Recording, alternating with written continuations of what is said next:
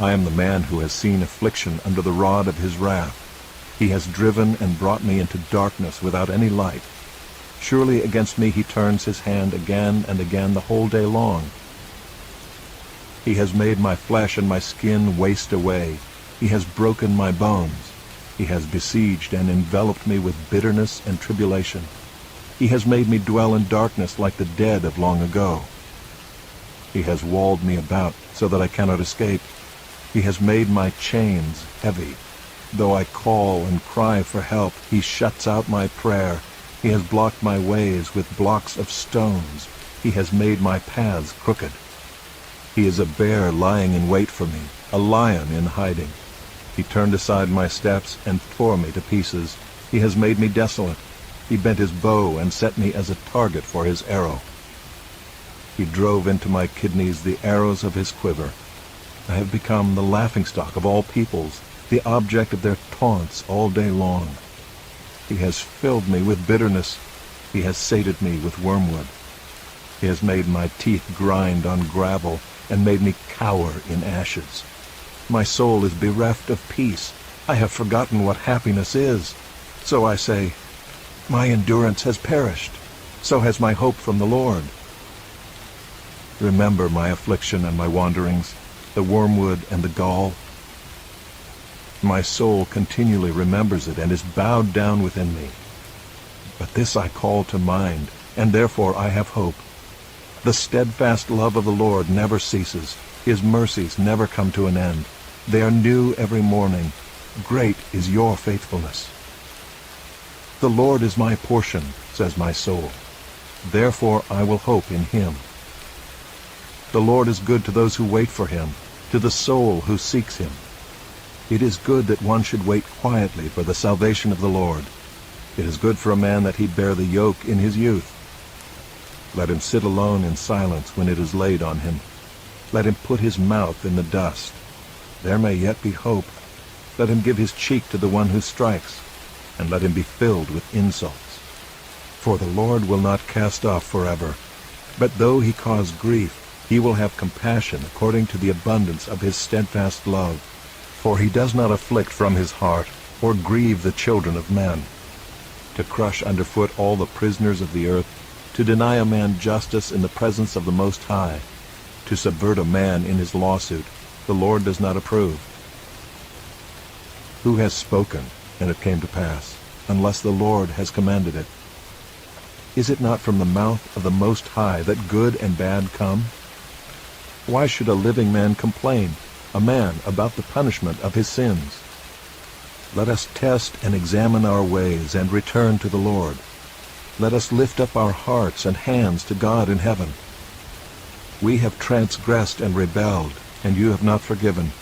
You have wrapped yourself with anger and pursued us, killing without pity. You have wrapped yourself with a cloud so that no prayer can pass through. You have made us scum and garbage among the peoples. All our enemies open their mouths against us. Panic and pitfall have come upon us, devastation and destruction. My eyes flow with rivers of tears because of the destruction of the daughter of my people. My eyes will flow without ceasing, without respite, until the Lord from heaven looks down and sees. My eyes cause me grief at the fate of all the daughters of my city. I have been hunted like a bird by those who were my enemies without cause. They flung me alive into the pit and cast stones on me. Water closed over my head. I said, I am lost. I called on your name, O Lord, from the depths of the pit. You heard my plea. Do not close your ear to my cry for help. You came near when I called on you. You said, do not fear. You have taken up my cause, O Lord. You have redeemed my life. You have seen the wrong done to me, O Lord. Judge my cause. You have seen all their vengeance, all their plots against me.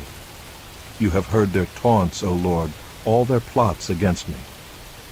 The lips and thoughts of my assailants are against me all the day long.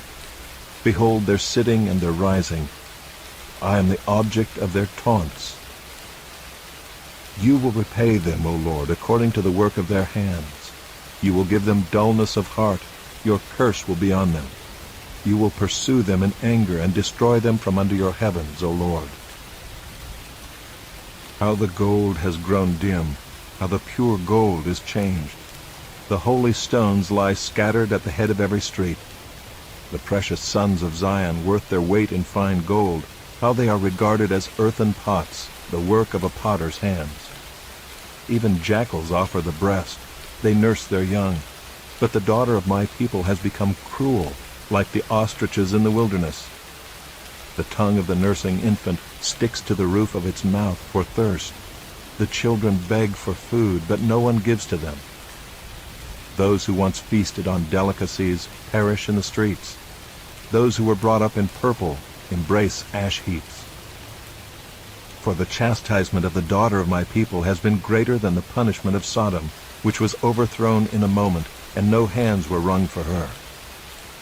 Her princes were purer than snow, whiter than milk. Their bodies were more ruddy than coral. The beauty of their form was like sapphire. Now their face is blacker than soot. They are not recognized in the streets. Their skin has shriveled on their bones. It has become as dry as wood. Happier were the victims of the sword than the victims of hunger, who wasted away, pierced by lack of the fruits of the field. The hands of compassionate women have boiled their own children. They became their food during the destruction of the daughter of my people. The Lord gave full vent to his wrath. He poured out his hot anger, and he kindled a fire in Zion that consumed its foundations. The kings of the earth did not believe, nor any of the inhabitants of the world, that foe or enemy could enter the gates of Jerusalem. This was for the sins of her prophets and the iniquities of her priests, who shed in the midst of her the blood of the righteous. They wandered blind through the streets. They were so defiled with blood that no one was able to touch their garments. "Away, unclean!" people cried at them. "Away, away, do not touch!" So they became fugitives and wanderers. People said among the nations, "They shall stay with us no longer." The Lord himself has scattered them. He will regard them no more. No honor was shown to the priests, no favor to the elders. Our eyes failed, ever watching vainly for help. In our watching we watched for a nation which could not save. They dogged our steps so that we could not walk in our streets. Our end drew near, our days were numbered, for our end had come. Our pursuers were swifter than the eagles in the heavens. They chased us on the mountains. They lay in wait for us in the wilderness. The breath of our nostrils, the Lord's anointed, was captured in their pits, of whom we said, "Under his shadow we shall live among the nations." Rejoice and be glad, O daughter of Edom, you who dwell in the land of Uz. But to you also the cup shall pass. You shall become drunk and strip yourself bare. The punishment of your iniquity, O daughter of Zion, is accomplished. He will keep you in exile no longer. But your iniquity, O daughter of Edom, he will punish. He will uncover your sins. Remember, O Lord, what has befallen us. Look and see our disgrace. Our inheritance has been turned over to strangers, our homes to foreigners. We have become orphans, fatherless. Our mothers are like widows. We must pay for the water we drink. The wood we get must be bought. Our pursuers are at our necks. We are weary. We are given no rest. We have given the hand to Egypt and to Assyria to get bread enough. Our fathers sinned and are no more, and we bear their iniquities. Slaves rule over us. There is none to deliver us from their hand. We get our bread at the peril of our lives because of the sword in the wilderness. Our skin is hot as an oven with the burning heat of famine. Women are raped in Zion, young women in the towns of Judah. Princes are hung up by their hands. No respect is shown to the elders. Young men are compelled to grind at the mill, and boys stagger under loads of wood. The old men have left the city gate, the young men their music. The joy of our hearts has ceased. Our dancing has turned to mourning. The crown has fallen from our head. Woe to us, for we have sinned.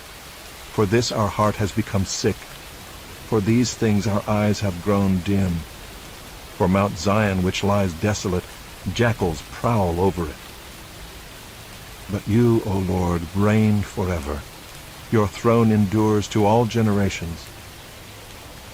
Why do you forget us forever? Why do you forsake us for so many days? Restore us to yourself, O Lord, that we may be restored. Renew our days as of old, unless you have utterly rejected us, and you remain exceedingly angry with us.